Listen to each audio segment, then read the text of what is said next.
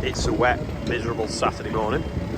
The chipper's going to go into the workshop because we've got to get some bolts out, so we need to weld some nuts to it, and then get it back chipping so we can get rid of the pile, ready for fitting all the tractors in the yard next Sunday. Andrew's just shoving it in now with a Merlo. Could do with a little hatch rail in the back wall so that the conveyor can stick right out the back again. Doing a quick tidy up with the mini Merlo, and then while the chipper's out the way, and then we can get the pile shoved right into that back corner, ready for chipping later.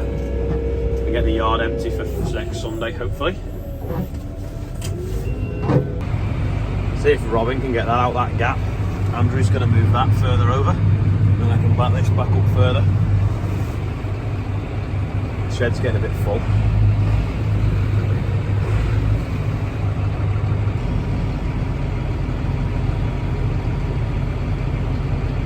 So manoeuvrable, that tractor. Not like that one. It's about as manoeuvrable as the QE2. Just going to try and shunt it over a bit so I can back up further. But the weight block's in the way, so let's see.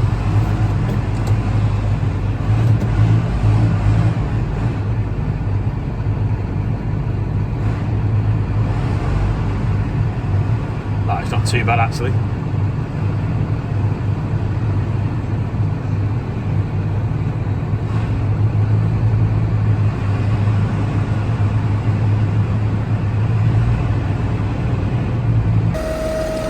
Robin's got a big job on. He's got Black Beauty on the log splitter. Put this big one on and see if it makes the tractor grunt. It's a struggle. Oh, didn't even change now. Door open.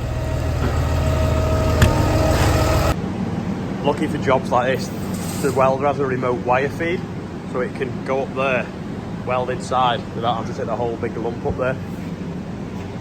That's like the big transformer that turns it from like 200 volt to loads of volts, 415 volt to loads to make the wire melt. Just rooting out some logs. So there you go, it's better. Just rooting out some logs for the dog field. It's podiums, so I've got 3 in descending order. Look how much that counter knife's worn. So it's pretty much, should look equal, but it's just completely worn that edge away. We'll turn it round. This is the thing it sits on. I'm just going to get that out because one of the bolts are sheared. See it there. I'm going to try and get that stud out now with a stud extractor. Andy's just changing the oil as well on the chipper. Look at the size of that filter. It's like as big as my foot. Probably holds about 4 or 5 litres. It's just a 6-cylinder. Is it a 6-cylinder? I can't remember now. It's a 6 or a 12-cylinder cath engine. It's a big engine. It's 600 horsepower. Spun this block round now, so it's got a better bite, but the teeth are just catching there. Look,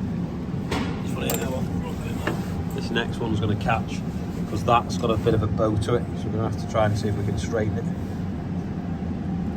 See that catching that tooth.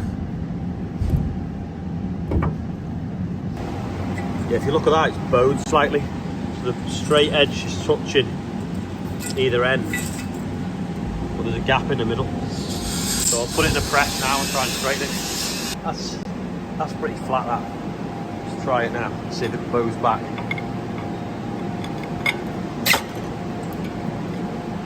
Oh, I think it's got it, hasn't it?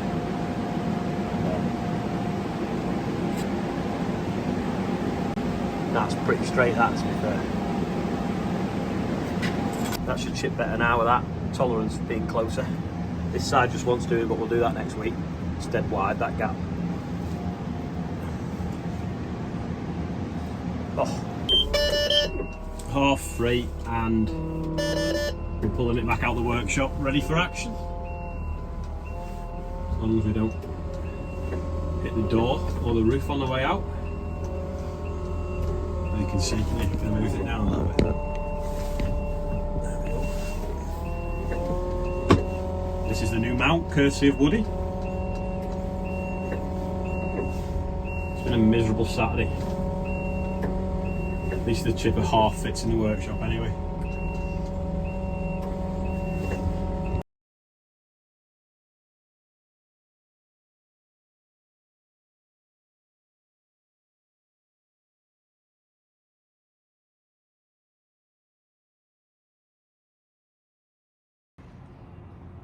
I've just brought this into the workshop and managed to drive over this cable and snap it off, which is a bit of a nuisance. But I can repair that, and then also the horn on this. It's just a little one up there and it's pretty feeble. You see it there? So, got these, don't know which one to put on now, whether to put the silver one on and put it on show, or just hide this black plastic one underneath. I think I'll just use this one actually, because then I've got enough to be doing putting all the lights on. So I'll just get this up underneath the chassis somewhere, fasten onto this airport there, and then hopefully it'll have a louder horn. Giving up with a horn for today, so just putting these little sticky bobbles on, these little hooks, dead handy.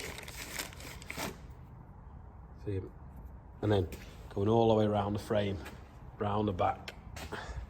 I just fell over. Round the back, up, along. And we'll see how far up the cab we can get. Right, giving up with a horn for today. I've fixed the wire that had snapped when I'd driven over it. And then I've started putting these string lights on. So I've got 4 of these. So we're going to go like round the details of the frame. Look better in a minute when I turn the lights off. And then I've got this block of steel here. This is going to go into the top link carrier there. And let me see if I can do this with one hand. So the plan is, this will go up here, like that, sticking up towards the sky.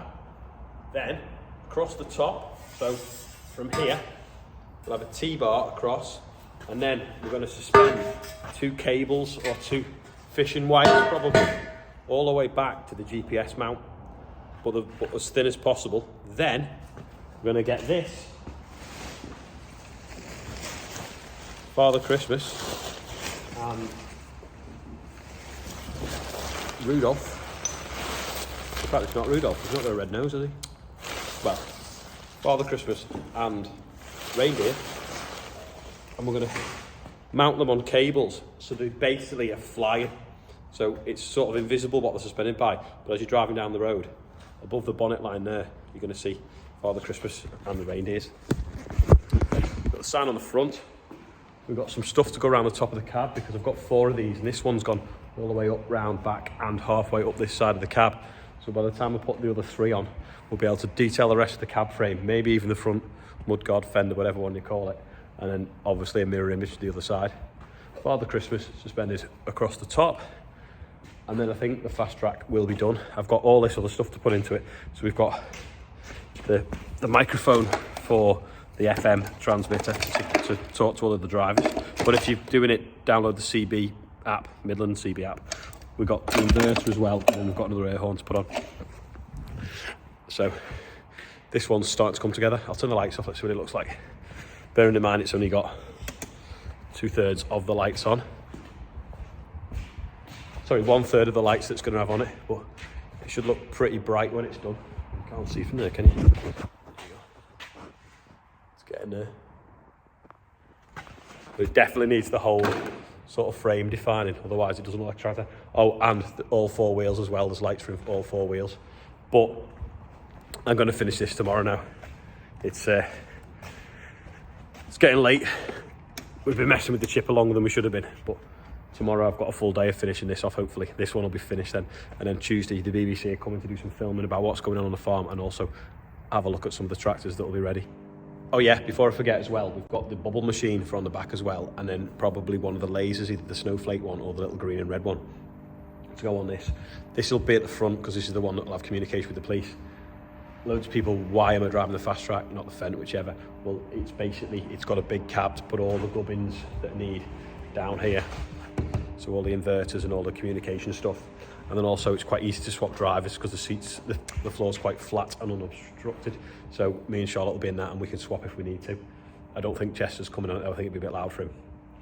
And I've got the bubble machine for the back, and then the legs. I've said that, haven't I? Yeah, sorry. What I need to say is the calendars. So there's only about 8 left now on eBay. Now, I put nearly all of them on eBay by about 20 that I was going to send out to basically suppliers and stuff like that send us calendars. So I can get more made, but if I get stuck with a load of them, then I'll just end up with a big pile of calendars. So if anyone hasn't got a calendar yet, go quick. And if you can't and there's none left, let me know if you still want one, because I could get another batch printed, but I don't want to do that if they're going to sit on the shelf all year. So leave a comment below if you're thinking of getting a calendar and you can't get one off eBay yet. I also need to say as well, for the drivers that are coming, can you arrive at the farm from 3 o'clock on the Sunday? Get yourself a pizza, we can have a good briefing before we set off, and we'll set off at 6:15. Spectators do not come anywhere near the farmyard. There is too much going on and I'll get annoyed. So if you're going to spectate, find somewhere along the route.